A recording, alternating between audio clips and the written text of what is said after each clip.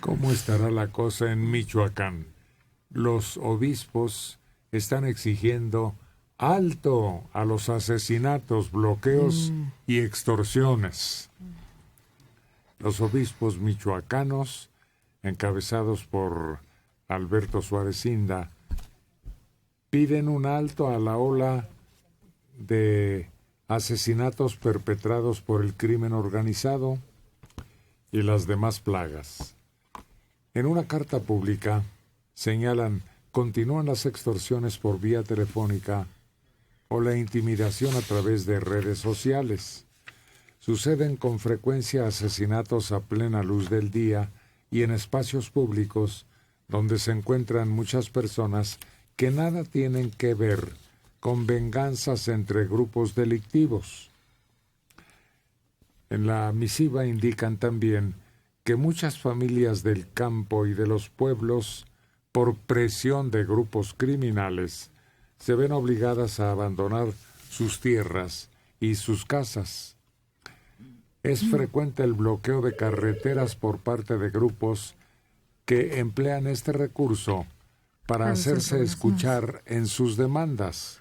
¿Quién habla? Pero de paso lesionan la tranquilidad y el derecho de los demás. Según los obispos, los métodos empleados por estos grupos han impedido a niños y jóvenes tener un ciclo escolar regular. Pues como las llamadas a misa. Sí, a ver quién va. Pero lo grave es que regresó la violencia. Está regresando otra vez. ¿Ya se fue? No, pero había habido un periodo en Michoacán donde parecía que menguaba. Y de pronto otra vez empieza, y ya vemos, ya hay por ahí, se habla de algunas autodefensas. Y Aureoles ayer estaba aquí montando guardia en Bellas Artes. ¿Y qué tiene que hacer aquí? Exactamente. Cuando la bronca la tiene sí, allá. Exactamente, caray. No, pierden la dimensión con una facilidad nuestros gobernantes de la realidad y de la verdadera problemática. Si eras fanático o porque era de tu estado, perfecto.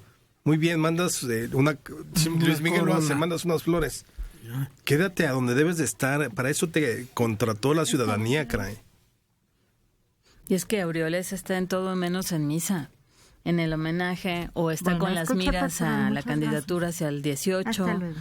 O sea, llegó al gobierno de Michoacán diciendo que iba a hacer muchos cambios, que no iba a haber impunidad con respecto a los normalistas y todos los movimientos que se dan en ese estado, porque es un estado que tiene de todo.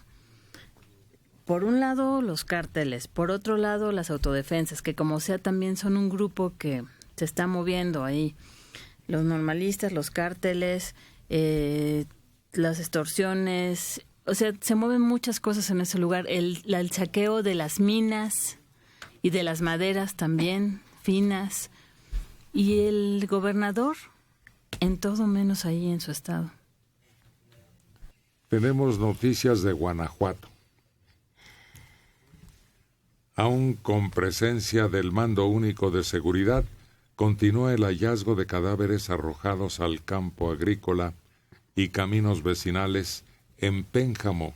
Ayer fueron encontrados 3 hombres ejecutados en los límites de Michoacán y Guanajuato. Con eso suman 12 asesinatos durante la última semana.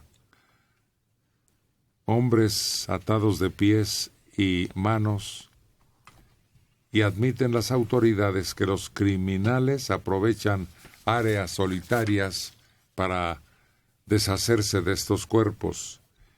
Y de Culiacán se informa, durante el día de ayer fueron asesinadas 8 personas, 4 en el puerto de Mazatlán, donde a temprana hora las autoridades encontraron cuerpos de hombres en una parada de autobuses, luego de un centro comercial ubicado también en una de las principales avenidas.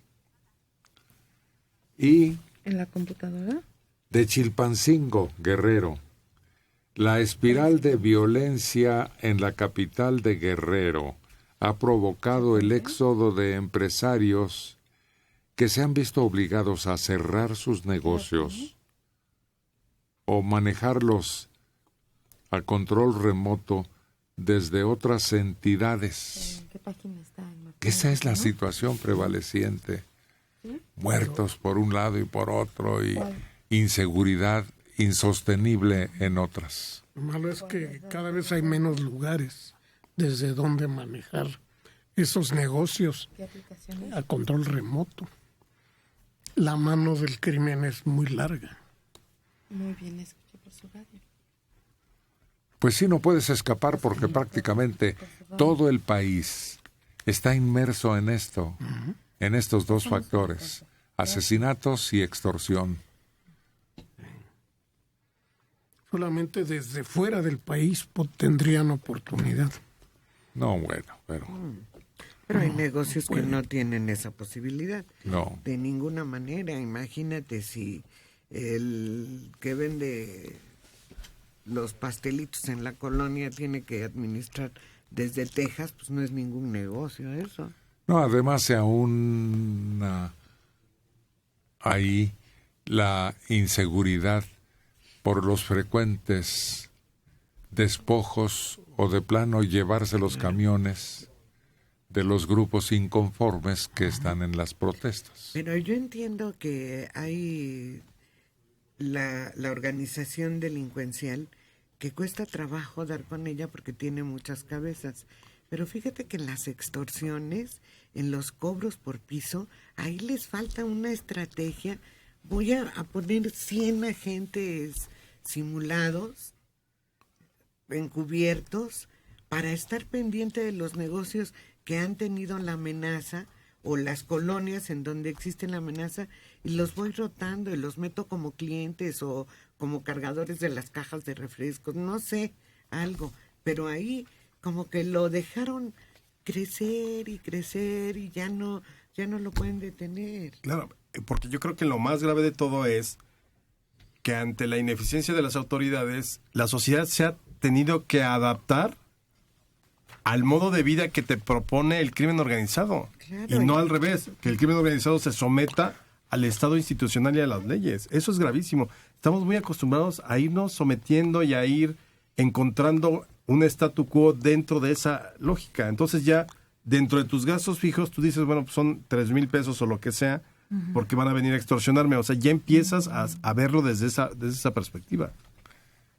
El máximo ejemplo fue dado por el comercio organizado en Acapulco, que pidió que le dejaran de cobrar impuestos porque tenían que solventar las extorsiones. Exactamente. Un clamor así a los cuatro vientos, nos enteramos todos. ¿Y hubo algún arreglo? No, y acuérdate que en Acapulco también estaban dispuestos todos los empresarios o hasta de comercios ya más pequeños a negociar con el crimen organizado para que los dejaran seguir vendiendo, produciendo de algún modo. Dijeron, bueno, ¿saben qué? Ya con las autoridades vimos que no hay respuesta, entonces nos vamos al otro lado. Ya con los extorsionadores, ¿saben qué? Déjenos trabajar y les seguimos dando su cuota. El problema es que los extorsionadores no son únicos. Es decir, un trato con un grupo no te garantiza que llegue al día siguiente otro a cobrar. No, tienes que acabar con ellos. Además son ambiciosos cuando un productor de algo esté triunfando. Cada vez le exigen una cifra más alta.